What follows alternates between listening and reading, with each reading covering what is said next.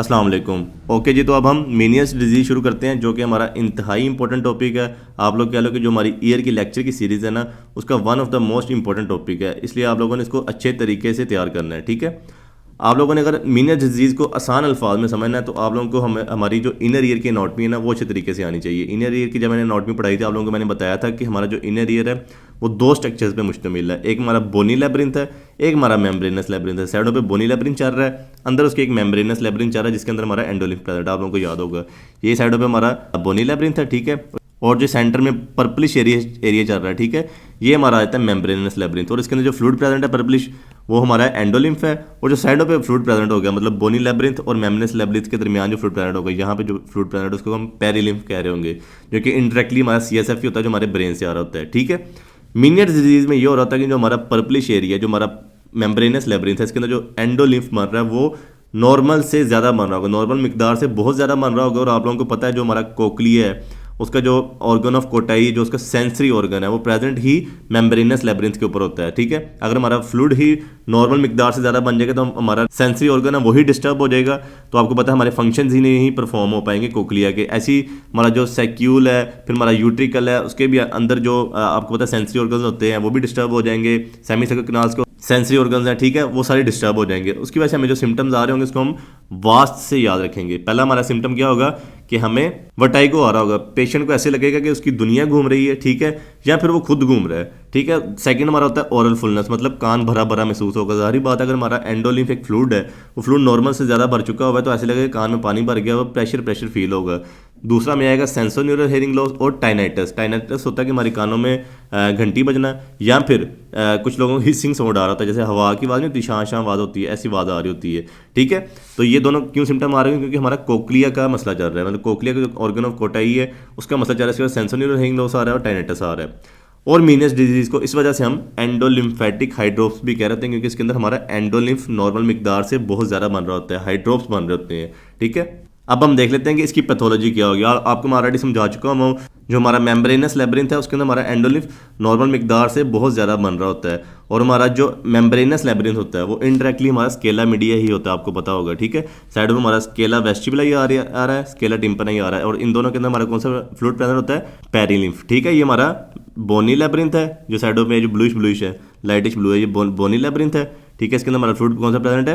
Perilymph present है। और centre में जो ग्रीनिश वाला एरिया है ये हमारा मेम्ब्रेनस लेब्रिंथ है, इसको हम स्केला मीडिया भी कह रहे हैं। इसके अंदर हमारा एंडोलिम्फ प्रेजेंट है। एंडोलिम्फ बना कौन रहा होता है? स्ट्राया वास्कुलरिस बना रहा होता है। ये साइडों पे येलिश सेल नजर आ रहे हैं ना आप लोगों को, ये एक वास्कुलर स्ट्रक्चर होता है। ठीक है, ये हमारा एंडोलिम्फ बना के सेंटर में फेंक रहा होता है हमारे स्केला मीडिया के अंदर। और आपको पता है मीनियस डिजीज में क्या हो रहा है कि हमारा एंडोलिम्फ नॉर्मल मिकदार से बहुत ज़्यादा बन रहा है, जिसकी वजह से हमारे जो सेंसरी ऑर्गन्स है वो डिस्टर्ब हो रहे हैं। सेंसरी ऑर्गन है सारा का सारा हमारा ऑर्गन ऑफ कोटाई, जो हमारा स्केला मीडिया में प्रेजेंट है, किसका? हमारा सेंसरी ऑर्गन है, हमारे कोक्लिया का सेंसरी ऑर्गन है, ये डिस्टर्ब होगा। इसकी वजह से हमें टाइनाइटस आ रहा होगा, सेंसोन्यूरल हेयरिंग लॉस हो रहा होगा। और इसके अंदर क्या होता है हमारा कि जो रीजनल मेम्ब्रेन है, ये वाली रीजनल मेम्ब्रेन, ऊपर वाली जो मेम्ब्रेन है जो हमारा डिफ्रेंशिएट कर रही है पेरिलिम्फ को और एंडोलिम्फ को, ये हमारी जो रीजनल मेम्ब्रेन है ये इतनी ज़्यादा फूल जाती है, स्वेल हो जाती है, यहाँ तक चली जाती है। इवन कि कुछ केसेस में ये फट जाती है। फटेगी तो हमारा पेरिलिम्फ और एंडोलिम्फ मिक्स हो जाएगा। तो जब वो मिक्स होता है तो कुछ थ्योरीज में ये कहा जाता है कि इसकी वजह से हमें जो वर्टाइगो के सिम्टम्स है ना वो इस वजह से आ रहे होते हैं। ठीक है, तो आप लोगों ने अच्छे तरीके से याद रखना कि रीजनल मेम्ब्रेन भी फट सकती है, इसकी वजह से हमें वर्टाइगो के सिम्टम्स आ रहे होंगे। और दूसरा आपको मैं बहुत अच्छी डायग्राम दिखाता हूँ जहाँ से आपको समझ में आ जाएगा कि मीनियस डिजीज और नॉर्मल एंडोलिम्फ में क्या फ़र्क होता है। आपको नॉर्मल नजर आ होगा, कितने बारीक बारीक से स्ट्रक्चर है सारे के सारे आपको नजर आ रहा होगा। ये हमारा नॉर्मल है, ये हमारा मीनियस डिजीज का मेम्ब्रेनस लेब्रिंथ है, उसके अंदर मतलब एंडोलिम्फ आपको नजर आ रहा होगा कितना ज़्यादा बड़ा हुआ है, कितनी ज़्यादा मिकदार में बड़ा हुआ है। ये डायग्राम दिखाने का मकसद मेरा ये है कि आप लोगों को ये याद होना चाहिए कि जो हमारा सैक्यूल है, आपको पता है जो हमारा लीनियर मोशन के साथ डील कर रहा था जब हम स्ट्रेट चल रहे होते हैं। ठीक है, आपको पता है सेमी सर्कुलर कैनाल्स हमारी डील कर रही थी जब हम घूमते हैं, हमारा हेड टिल्ट करता है राइट लेफ्ट। ठीक है, उसके साथ ये बैलेंसिंग कंट्रोल कर रहा था। जो सैक्यूल और यूट्रिकल होता है हमारा लीनियर मोशन के साथ डील कर रहा था जब हम स्ट्रेट चल रहे होते हैं। ठीक है, लेकिन इस केस में ये हो रहा आपको नॉर्मल में नजर आ रहा होगा जो हमारा सैक्यूल है वो कितना दूर है स्टेपीज से, स्टेपीज की फुट प्लेट से। लेकिन जो मीनियस डिजीज वाले में हमारा सैक्यूल बहुत ज़्यादा करीब आ जाएगा हमारी स्टेपीज के। ये भी आप लोग याद रख लो, जब मैं आप लोगों को क्लिनिकल फीचर्स पढ़ाऊंगा ना तब मैं बताऊंगा कि इसका नुकसान क्या हो रहा होता है। नेक्स्ट हमारी एटियोलॉजी आ जाएगी। एटियोलॉजी आप लोगों को पता चल तो गया होगा कि हमारा एंडोलिम्फ बहुत ज़्यादा बढ़ रहा है। अब उस एंडोलिम्फ के बढ़ने का कोज क्या हो सकता है? एक तो हो सकता है कि इंक्रीज प्रोडक्शन हो रही है, जो स्ट्राया वास्कुलरिस मैंने आपको बताया, जो हमारे ये वाले सेल्स हैं, ठीक है, ये बहुत ज़्यादा हमारे बना रहे हैं। एंडोलिम्फ को, ठीक है। या फिर जो हमारी डिक्रीज अब्जॉर्प्शन हो चुकी है, आपको स्ट्रक्चर में पता होना चाहिए कि जो हमारी एंडोलिम्फेटिक सैक होती है, ठीक है, ये हमारी नीचे से एंडोलिम्फेटिक पहले डक्ट आ रही होती है, ठीक है, फिर ऊपर हमारी एंडोलिम्फेटिक सैक होती है। ये सैक हमारा जो एंडोलिम्फ बन रहा होता है ना, इसको अब्जॉर्ब करती है और हमारे लिम्फेटिक सिस्टम में फेंक देती है। ये भी थ्योरी है लेकिन कंफर्म नहीं है। जो हमारा ब्रेन का लिम्फेटिक सिस्टम होता है ना, ये यहाँ से ड्रेन होकर ना हमारे लिम्फेटिक सिस्टम में चले जाता है। अगर हमारा एंडोलिम्फेटिक सैक ही डिस्टर्ब हो जाए, अगर ये अब्जॉर्प्शन ही ना करे, तो हमारा एंडोलिम्फ आपको पता है पीछे से बन ही जा रहा है, उसने तो इंक्रीज हो ही जाना है, ठीक है, बनता जा रहा है, आगे से अब्जॉर्ब ही नहीं हो रहा, तो उसकी मिकदार नॉर्मल से ज़्यादा बढ़ जाएगी, हमें मीनियस डिजीज़ हो जाएगा। अच्छा, अब हमें कॉजेज़ पता है कि मतलब हमें पता है कि एंडोलिम्फ बढ़ रहा है, वो इंक्रीज प्रोडक्शन हो रही है, डिक्रीज अब्जॉर्प्शन हो रही है, लेकिन हमें भी ये नहीं कंफर्म कि इसका रीज़न क्या है। उसके खिलाफ 6-7 थ्योरीज हैं, ठीक है, थ्योरीज पढ़ लेते हैं हम, लेकिन अभी हमें कंफर्म नहीं है कि मेनियस डिजीज़ का एग्जैक्टली कॉज क्या है। इस वजह से कुछ केसेज में इसको आइडियोपैथिक डिसऑर्डर भी कहा जाता है।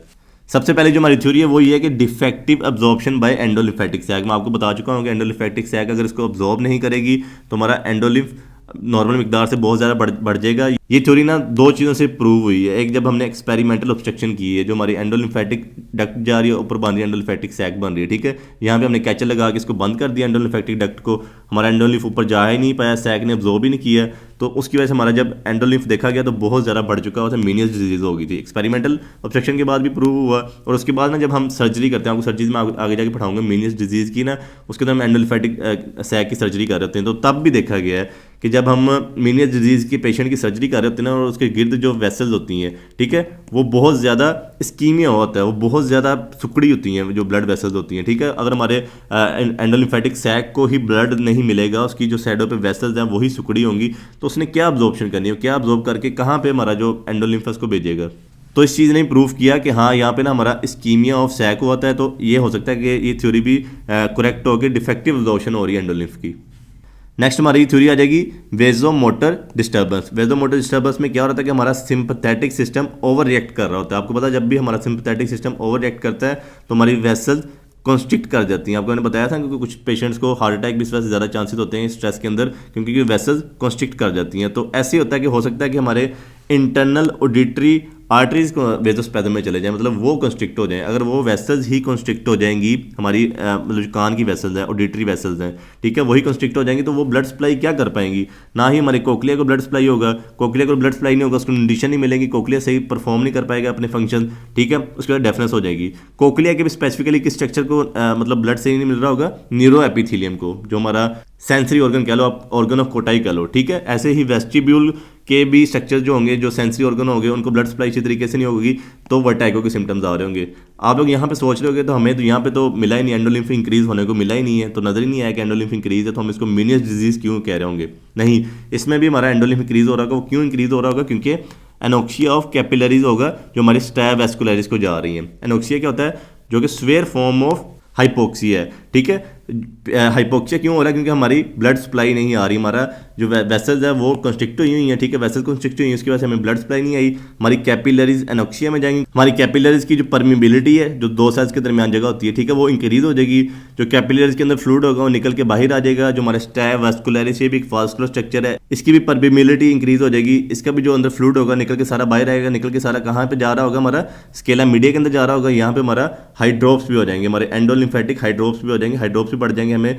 तो उस वजह से हमें 2 कॉजेज की वजह से हमें ये सिम्टम देखने को मिल होते हैं। ये सिम्टम्स आ रहे होते हैं, ठीक है। दूसरा हमारा जब हमारा एंडोलिम्फ ही इंक्रीज हो जाएगा तो हमारे सेंसरी ऑर्गन डिस्टर्ब होंगे, उसकी वजह से भी हमें सिम्टम्स आ रहे होंगे।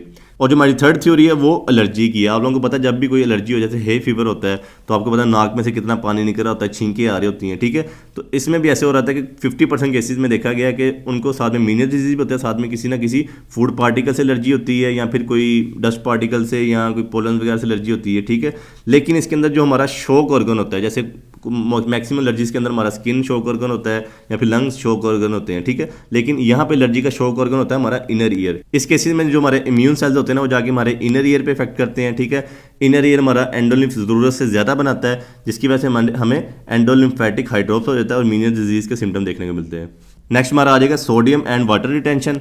आप लोगों को पता है सोडियम जहाँ पे होगा वो अपने साथ साथ पानी को खींचेगा। जैसे अगर हम नमक को कहीं पे रख दें खुली जगह में, तो नमक भी गीला हो जाता है, वो भी पानी को अब्जॉर्ब कर लेता है। ऐसे ही अगर हमारा सोडियम बॉडी में ज़्यादा होगा तो ज़्यादा से ज़्यादा पानी को अब्जॉर्ब करेगा। आपको पता है स्टैब वास्कुलरिस हमारा वास्कुलर स्ट्रक्चर है, उसके अंदर भी हमारा पानी की मिकदार ज़्यादा बढ़ जाएगी। वो भी हमारा पानी लीक करेगा इनटू स्केला मीडिया, जिसकी वजह से हमारा एंडोलिम्फेटिक हाइड्रोप्स हो जाएगा, हमें मीनियर डिजीज के सिम्टम्स आएंगे। उसके बाद ना हाइपोथायरॉयडिज्म के साथ मीनियर डिजीज का रिलेशन देखा गया है। हाइपोथायरॉयडिज्म मीनियर डिजीज कर नहीं रहा होता, रिलेशन देखा गया कि जैसे आपको पता है हाशिमोटोज थायराइडाइटिस आप लोगों ने पढ़ा होगा, जो कि ऑटो इम्यून डिसऑर्डर होता है, इसके अंदर हमारा हाइपोथायरॉयडिज्म हो जाता है।